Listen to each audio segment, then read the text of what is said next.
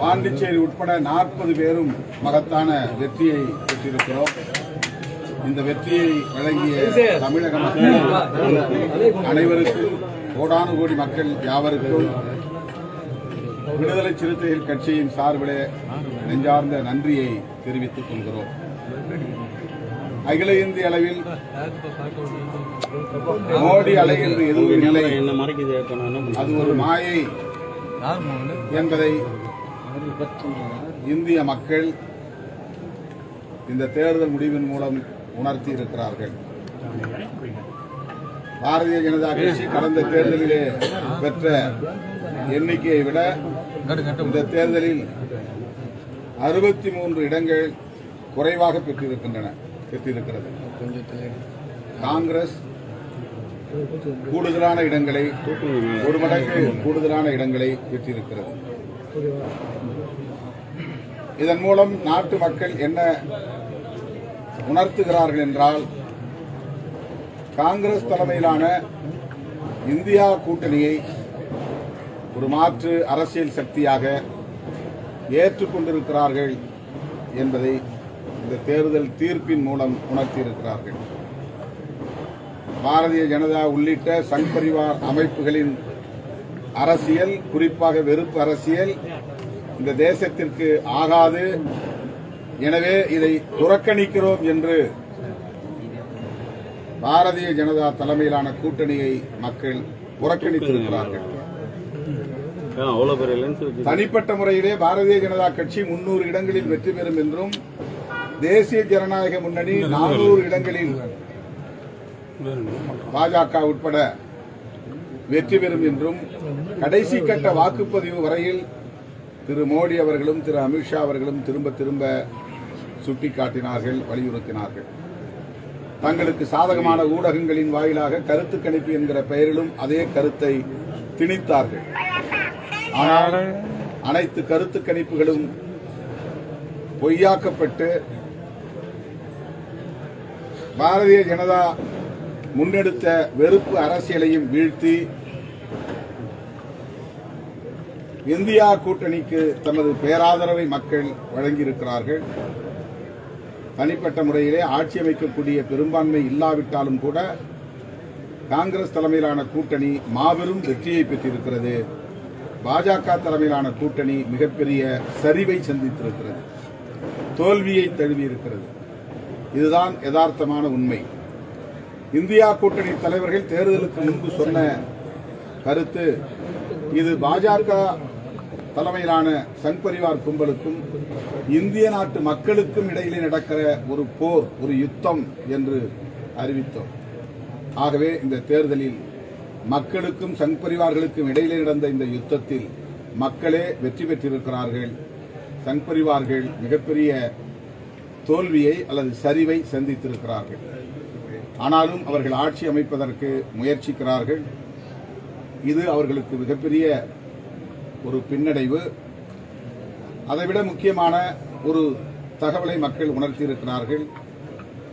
உத்தரப்பிரதேசத்தில் அயோத்தியாவில் ராமர் கோவிலை கட்டி முடித்து பிரமாண்டமான விழாவை நடத்தி நாள் முழுவதும் அங்கே அவர் தவம் இருந்து ஒரு மாபெரும் மாயையை மக்களிடையே உருவாக்கினார்.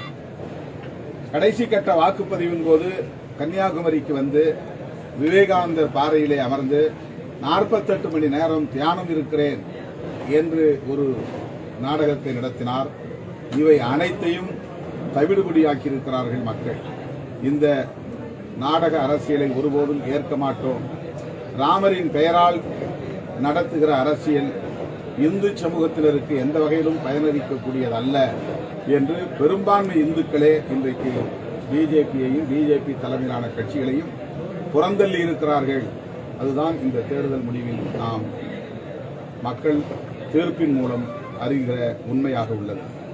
எனவே அகில இந்திய அளவில் இவ்வளவு பெரிய ஆதரவை நல்கியிருக்கிற இந்திய நாட்டு மக்கள் அனைவருக்கும் நெஞ்சார்ந்த நன்றியை உரித்தாக்குகிறோம். அதே வேளையில் இந்த வாய்ப்பை பயன்படுத்தி நாட்டையும் மக்களையும் காப்பாற்றுவதற்கு, ஜனநாயகத்தையும் அரசமைப்பு சட்டத்தையும் பாதுகாப்பதற்கு ஏதுவாக டிடிபி கட்சியின் தலைவர் சந்திரபாபு நாயுடு அவர்களும், ஐக்கிய ஜனதா தளத்தின் தலைவர் திரு நிதிஷ்குமார் அவர்களும், மகாராஷ்டிராவில் இருக்கிற ஷிண்டே தலைமையிலான சிவசேனா அமைப்பும், காங்கிரஸ் தலைமையிலான இந்த இந்தியா கூட்டணியின் பக்கம் கைகோர்க்க வேண்டும். நவீன் பட்நாயக் அவர்களும் இந்த அணியோடு இணைய வேண்டும். அப்போதுதான் இங்கே 10 ஆண்டு கால இருண்ட ஆட்சியை, மோடியின் தலைமையிலான மக்கள் விரோத ஆட்சியை உறுதியாக தூக்கி எறிய முடியும். அவர்களுக்கு, அவருடைய அரசியலுக்கு சமாதி கட்ட முடியும். ஆகவே இந்த தருணத்தில் ஜனநாயக சக்திகளாக கருதுகிற ஐக்கிய ஜனதா தளம், தெலுங்கு தேசம் ஆகிய கட்சிகள் இந்தியா கூட்டணிக்கு வர வேண்டும், ஆதரவு நல்க வேண்டும், நாட்டை காக்க வேண்டும் என்று விடுதலை சிறுத்தைகள் கட்சியின் சார்பில் வெளிப்படையாக வேண்டுகோள் விடுக்கிறோம். சிதம்பரம் தொகுதியிலும் விழுப்புரம் தொகுதியிலும் விடுதலை சிறுத்தைகள் கட்சி தனி சின்னத்திலே போட்டியிட்டு, பானை சின்னத்திலே போட்டியிட்டு வெற்றி பெற்றிருக்கிறோம். இந்த வெற்றிக்கு முழுமையான ஒத்துழைப்பை நல்கிய, பாடுபட்ட, வாக்குகளை சேகரித்த திராவிட முன்னேற்றக் கழக தலைவர், தமிழக முதல்வர் அண்ணன் தளபதி அவர்கள் உள்ளிட்ட திமுக கழகத்தின் முன்னணி தலைவர்கள், தொண்டர்கள் அனைவருக்கும், தோழமை கட்சிகளை சார்ந்த தோழர்கள் அனைவருக்கும், கமல்ஹாசன் உள்ளிட்ட தோழமை கட்சிகளின் தலைவர்கள் யாவருக்கும் விடுதலை சிறுத்தைகள் கட்சியின் சார்பில் எமது நெஞ்சார்ந்த நன்றியை உரித்தாக்குகிறோம். 2 தொகுதிகளில் வெற்றி பெற்றதன் மூலம் இந்த தேர்தலில் விடுதலை சிறுத்தைகள் கட்சி தேர்தல் ஆணையத்தின் அங்கீகாரத்தை பெறுகிற வாய்ப்பை பெற்றுள்ளது. 1999 இருந்து இந்த இயக்கம் அங்கீகாரம் பெற வேண்டும் என்கிற நோக்கத்தோடு நாங்கள் தேர்தல் களத்தில் பணியாற்றி இருக்கிறோம். 25 ஆண்டு கால கனவு இப்போது விடுதலை சிறுத்தைகளின் கனவு நிறைவேற இருக்கிறது. இந்த அங்கீகாரத்தை வழங்கிய சிதம்பரம், விழுப்புரம் நாடாளுமன்ற தொகுதியை சார்ந்த மக்களுக்கு எமது நெஞ்சார்ந்த நன்றியை உரித்தாக்குகிறோம். தமிழ்நாட்டில் திமுக, அதிமுக ஆகிய 2 கட்சிகளுக்கு அடுத்தபடியாக இன்றைக்கு அங்கீகாரம், மாநில அளவிலான ஒரு அரசியல் கட்சியாக அங்கீகாரம் பெறுகிற பரிணாமத்தை விடுதலை சிறுத்தைகள் கட்சி அடைந்திருக்கிறது. ஏற்கனவே அங்கீகாரம் பெற்ற பாமக, தேமுதிக போன்ற கட்சிகள் அந்த அங்கீகாரத்தை இழந்து நிற்கிற நிலையில் இன்றைக்கு தென்னிந்தியாவிலேயே ஒரு மாநில கட்சி, அம்பேத்கர் கொள்கைகளை பேசுகிற ஒரு இயக்கம், இன்றைக்கு அனைத்து தரப்பு மக்களின் நல்லாதரவோடு இந்த இயக்கம் அனைவருக்குமான இயக்கம் என்கிற அங்கீகாரத்தை பெற்றிருக்கிறோம். தேர்தல் ஆணையத்தின் அங்கீகாரத்தையும் பெற இருக்கிறோம் என்பது விடுதலை சிறுத்தைகளின் வரலாற்றில் ஒரு மைல்கல். இது நாங்கள் மாநாட்டில் சொன்னதைப் போல இது ஒரு அடுத்த பாய்ச்சல். ஆகவே விடுதலை சிறுத்தைகளை அங்கீகரித்த மக்களுக்கும் தோழமை கட்சிகளுக்கும் நெஞ்சார்ந்த நன்றியை உரித்தாக்கும். வெற்றி பெற்றிருக்கீங்களா, இதை பற்றி எப்படின்னு நினைக்கிறீங்க? 3வது முறையாக தேர்ந்தெடுத்திருக்கீங்க. வழக்கம் போல மக்களின் பிரச்சனைகளுக்காக நான் தொடர்ந்து குரல் கொடுப்பேன். இந்தியா கூட்டணி ஒருவேளை ஆட்சி அமைக்குமே ஆனால், ஆட்சி அமைக்கக்கூடிய சூழல் கனிந்தால், ஒரு ஆளுங்கட்சி பிரதிநிதி என்கிற அடிப்படையிலே, ஆளுங்கட்சி கூட்டணியை சார்ந்த பிரதிநிதி என்கிற அடிப்படையிலே தொகுதி மேம்பாட்டுக்குரிய அனைத்து முயற்சிகளையும் மேற்கொள்வேன்.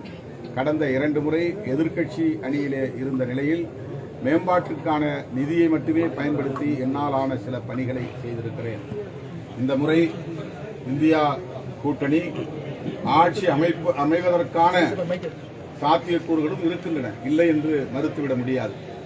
அவ்வாறு அமையுமே ஆனால், ஆளுங்கட்சி அணியை சார்ந்த ஒரு நாடாளுமன்ற உறுப்பினர் என்கிற முறையில் தொகுதி மேம்பாட்டுக்கும் தமிழ்நாட்டின் மேம்பாட்டுக்கும் ஆன பணிகளை கட்டாயம் மேற்கொள்ளும். இவிஎம் மிஷின் மேல நம்பிக்கை வாழ்க வாழ்க வாழ்கவே, எழுச்சி தமிழர் வாழ்கவே, வென்று விட்டோம் வென்று விட்டோம், தேர்தல் ஆணைய அங்கீகாரம் வென்று விட்டோம் வென்று விட்டோம், வென்று விட்டோம் வென்று விட்டோம், வாழ்க வாழ்க வாழ்கவே, எழுச்சி தமிழர் வாழ்கவே.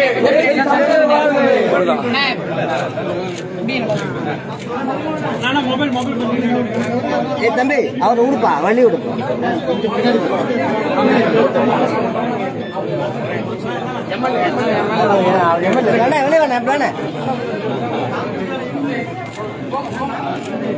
கேமரா